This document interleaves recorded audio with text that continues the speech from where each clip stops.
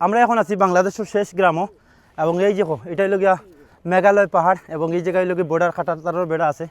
আর আমরা শুধু একলা আইছি না, আরও অনেক পর্যটক আইসইন, এবং আরও অনেক পর্যটক আইরা যাইরা। আসলে খুবই সুন্দর একটা জায়গা। আর আমরা যাইলাম এখন লক্ষণছড়া। আসলে লক্ষণছড়া আমার জীবনের প্রথম, মানে আমি ফার্স্ট টাইম যাইলাম, এর আগে আমি গেছি না। আর আজকে আমার লগে আসইন হীরাদা এবং প্রশাসন দা, এই প্রশাসন নয়, প্রশান্ত দা। তো আপনারা হলে চিনুন, আমরা মজা করি তান্ডে ডাকি। আর খুবই সুন্দর এই গ্রামটা। আসলে সত্যি, মানে সত্যি কথা কইতে, এই গ্রামটা এত সুন্দর, আমি এই গ্রামের প্রেমে পড়ে গেছি। এত একটা সুন্দর গ্রাম, মানে ইচ্ছা করে যে এই জায়গাতে একটা বাড়ি বানাই আইন রই দিতাম।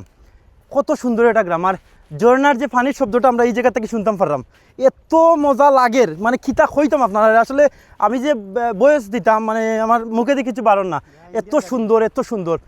এরপরে ওই দেখো, ওই যে খাটাতারগুলা, এটা হইল গিয়া ইন্ডিয়ার বর্ডারের খাটাতার, যে সুন্দর দেখায়নি। দেখো বিএসএফের টলদের দেখায়নি, মানে একদম কাছে। কিন্তু আমরা মোটামুটি 2 মিনিট যদি আটি, 2 মিনিট না 1 মিনিট যদি আটিতে যাই মুখে আমরা ইন্ডিয়াত, ওরকম একটা অবস্থা।